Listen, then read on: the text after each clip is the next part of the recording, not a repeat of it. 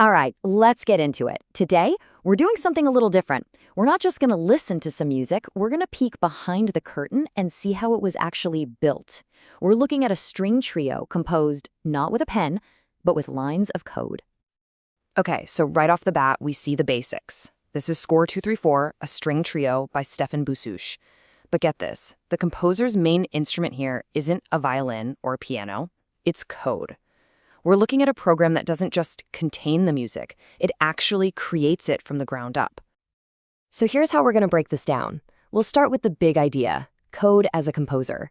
Then we'll see how it generates the raw musical ideas, how it assembles them into complex counterpoint, turns all that data into a real score, and finally, what the machine itself has to say about the whole process.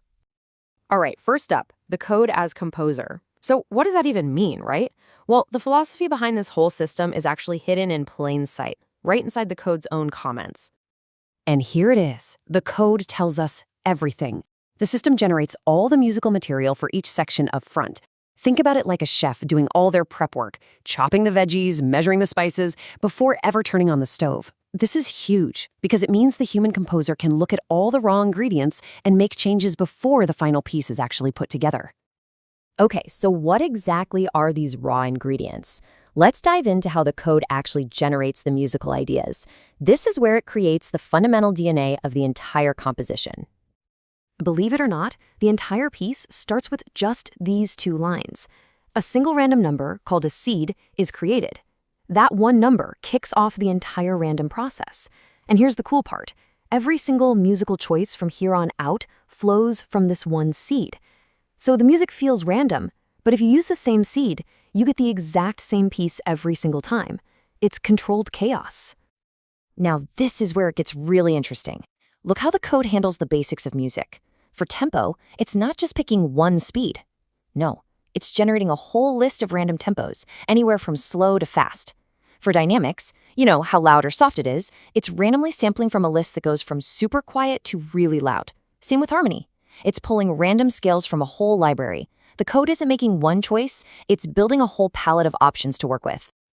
So you've got this palette of tempos, dynamics, and harmonies. Now what? Well, right here in this block of code, a loop takes all those random ingredients and starts mixing them together. It churns through everything we just saw and spits out what it calls a patterns list.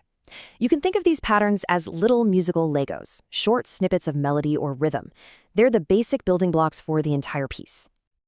Okay, so we have our building blocks. Our musical Legos are all laid out. Now we get to the really cool part, the heart of the whole system, assembling the counterpoint. This is where the code takes those simple patterns and starts weaving them into a complex, intricate conversation between the three instruments. This right here is the engine room. It's a 4-step process for turning those simple patterns into something beautiful. First, it deals out the patterns, making sure each instrument gets its own unique melody. Then, and this is so important, it adds pauses. It knows that silence is just as powerful as sound. After arranging everything, the final counterpoint function kicks in. It's like the conductor, layering everything and making sure all the parts work together harmonically. This is literally where data becomes art. And of course, there's a reality check. You can generate the most beautiful music in the world, but it's useless if a human can't play it. That's what this Opusmodus function does. It takes the generated melodies and makes sure they fit within the actual range of each instrument. So the violin part stays within the violin's range, the viola and the violas, and so on. It's the code being a practical, smart composer. So all the music has been created, but right now it's just a bunch of data sitting in the computer's memory. The next step is to turn it into something a musician can actually read, a score. And this is the step that does it, the assemble-seek function. You can see it right there. Takes all those little musical pieces for each instrument and stitches them together into one long, continuous part. So now you have VLN, which holds the entire violin part, VLA for the viola, and VLC for the cello. We're almost there. And here it is, the grand finale, the def score command. This is the moment of truth. It takes those variables we just made, VLN, VLA, VLC, and formally lays them out into a proper score. It assigns the violin data to the violin staff, the viola to the viola staff, and so on. It even adds the title and the composer's name. Bam! A complete musical score created from code. But wait, there's more. It doesn't just stop at creating a principal score. The code also sets up the digital performance. It actually specifies which virtual instrument sound to use for the violin, the viola, and the cello, and even what MIDI channel to send it to. So it's not just writing the music, it's basically setting up the virtual orchestra for the world premiere. Okay, we've reached the final section, and honestly, this might be the most mind-bending part of the whole thing. The program doesn't just compose the piece and then shut down.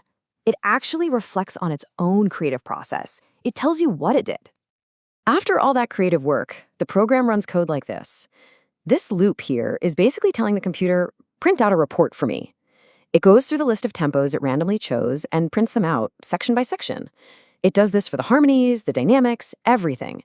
It gives the human composer a complete blueprint of its decisions, a way to look back and understand why the music sounds the way it does. Which brings us to a really deep question, doesn't it?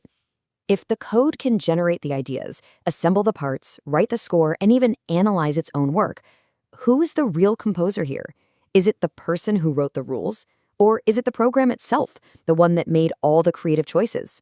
It really makes you think about where the line is between a tool and a true creator.